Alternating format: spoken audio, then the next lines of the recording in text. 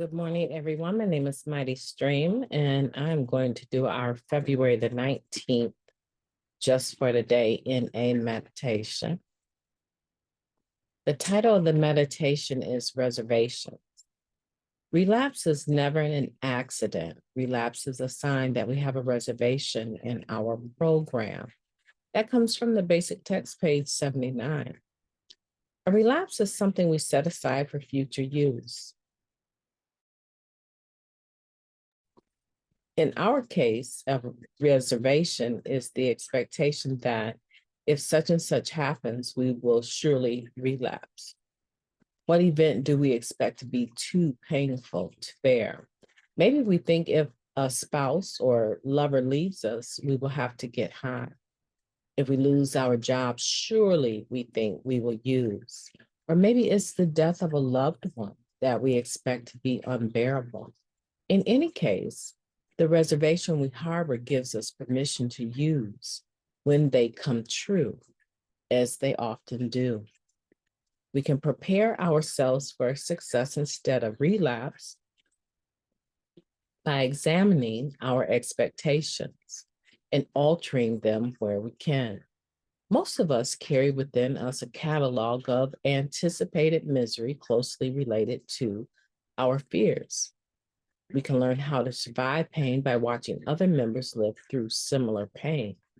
We can apply their lessons to our own expectations. Instead of telling ourselves we will have to get high if this happens, we can quietly reassure ourselves that we, too, can stay clean through whatever life brings us today. Just for today, I will check for any reservations that may endanger my recovery and share them with another addict. Let's take a moment of silence followed by the wee version of Serenity Prayer. Moment of silence now, please.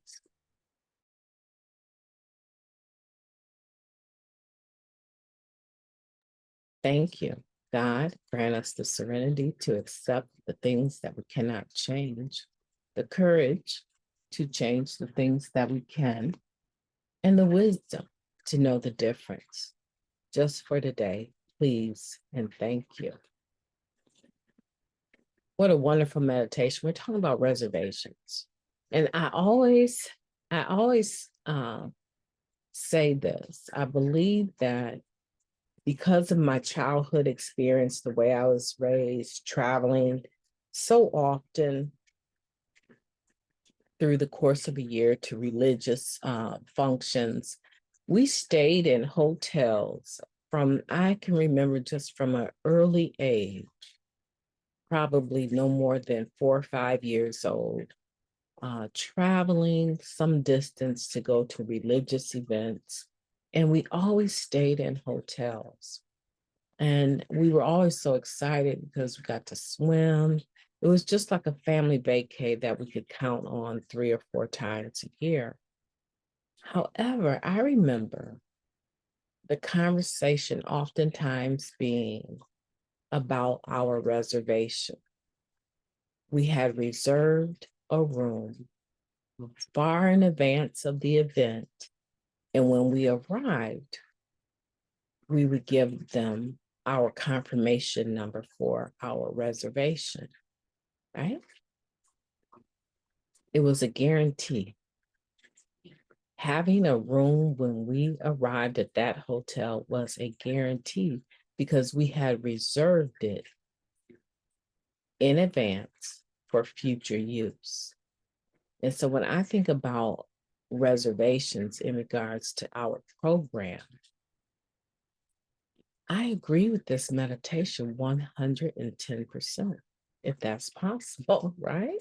It's because we are setting something aside for future use.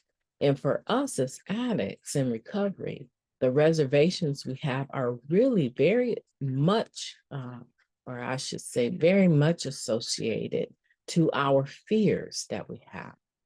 This expected misery that we have of losing a spouse, losing a relationship, losing a job. Generally speaking, I would say, though, most reservations are attached to the thought that one day someone we love will die, whether it be a mother, a father, a child, a lover, spouse. Most people have reservations in regards to whether or not they will successfully be able to remain clean after the loss of a loved one.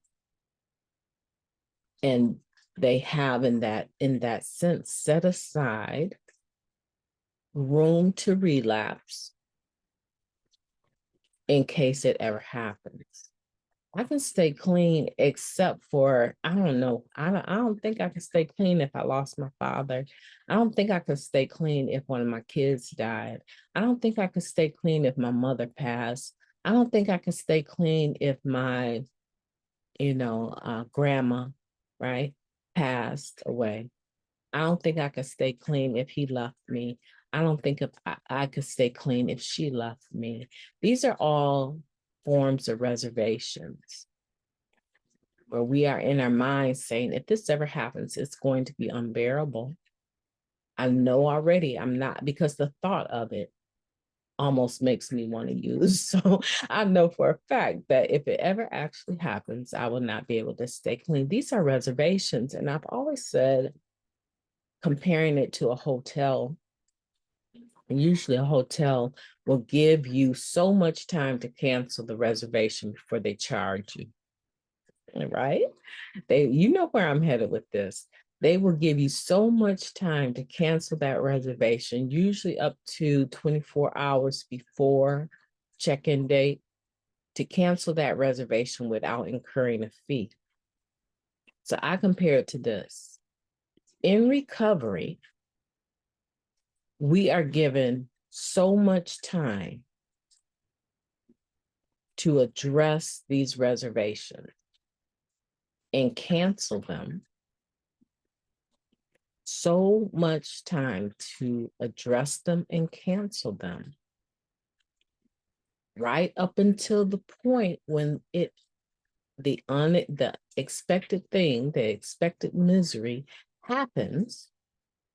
We're given all this time right up until that happens to cancel our reservation, to get rid of this false narrative we are telling ourselves that we can't stay clean. We are given so much time to get rid of that, right up until that very thing happens. If you have not canceled your reservation about using if such and such happens and such does happen, the probability of you having to stay in that room, right? Of you being able to stay in the room that you have reserved for relapse is great. And if you decide to stay clean, right, afterwards, if you decide to relapse and then come back to the program, you will still be charged with the fact that now your spirit, your esteem, not anybody else's, yours, has to conquer or overcome the devastation of the relapse, the devastation that the relapse causes, right? And the fact that you didn't cancel your reservation. Same thing with the room. If you go all the way up until the point of checkout or check-in time, and you haven't canceled that reservation within the time frame that they've given you, you can cancel free of charge. But you go all the way up until 8 hours before your check-in time, they're going to charge you a night's fee. You're still going to have to pay the price, right? You're still going to have to pay the price. So that is why I say we need to check our reservations. We need to check and double check, triple check, quadruple check. We need to check our reservations. And it has to be ongoing, because a lot of times what will happen is, because we have absolutely no power or control over other people and what they do and what they say, I have no control over whether or not my dad decides to stop smoking and drinking with COPD, right?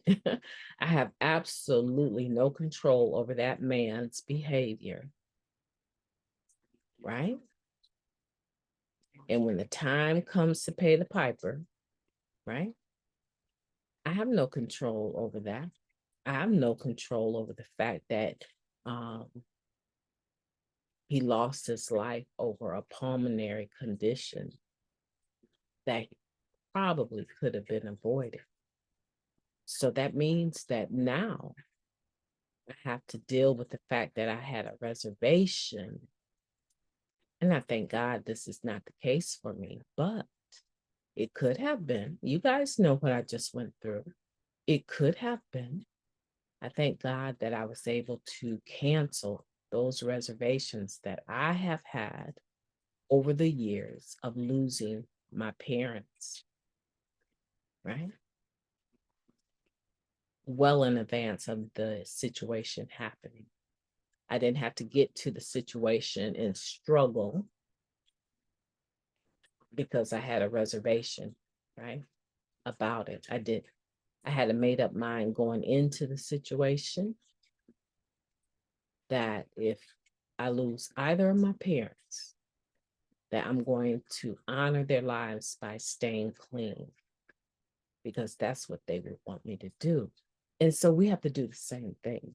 And we can learn. You can learn from my experience, and I can learn from your experience. We can learn from listening to other people talk about, you know what, we can even learn from their experience of relapsing and what it cost them, the fee, the charge that they had to incur to their self-esteem, right? That loathing, that self-loathing, that self-degradation, that feeling of hopelessness again, for them only to wander right back into the rooms of Narcotics Anonymous, right? We can learn from the positive and the negative. So today, I have a couple of things I want to say before I let you go, right? I want to say to you that if you have had reservations in the past, you've harbored those reservations, you've given yourself permission to use in the past, and you actually did, and you made it back, welcome home. I'm so glad that you're back. And number two, use that experience, share, right? When you have an opportunity, share your experience, right? Your strength and your hope so that others can learn from it. And the other thing is there's a gentleman here that's in our community by the name of Donald. And I got the sweetest surprise today because he found last year's February 19th, just for today. I was having problems with the internet today, and I'm actually on my phone's hotspot recording, right? Because I could not get my internet in the home, my Wi-Fi to stay up. But before I could even come up with the, solution to the problem, I received this wonderful text from this member of ours here in this community, thanking me for the meditation and that they are part of his mornings. And that was right before I started to use my phone's hotspot to do the recording for today. So what's my point? My point is that come March, sometime in the month of March, I will actually have 3 years of doing the Just for Today in a meditation. The title of this program is called H.O.O.D Recovery Services, H.O.O.D Recovery Services. H.O.O.D is an acronym that stands for Hope Offered on Demand. And this gentleman this morning was able to access that hope. He was able to type in the day and find the meditation. Now, you should be able to do that for any day of the year by now because I've been doing it a couple of years. But in March, it will be my third March, my third year of actually doing the Just for Today. And you will be able to just type in the date that you want in my channel search, and you should be able to find that meditation. And this is an example of someone being able to do that. And I've often said to you that if I'm not able to tape in advance, or something comes up and I'm just too tight time wise, or I'm sick, I will go find in my computer's file the previous year's meditation, and I will post that for you guys, because some people just don't realize that that's something that they can do on their own. And I like to keep it current too. So with all of that in mind, I want to let you go and get on to the other meditation, because I do have children waking up and it's going to get busy. And I'm going to have a beautiful day on purpose. I want for you to do the same. And Donald, thank you. Thank you for listening and reminding me that that option is available for people. I hope that you'll continue to listen, everyone, and have a beautiful day on purpose. You deserve it.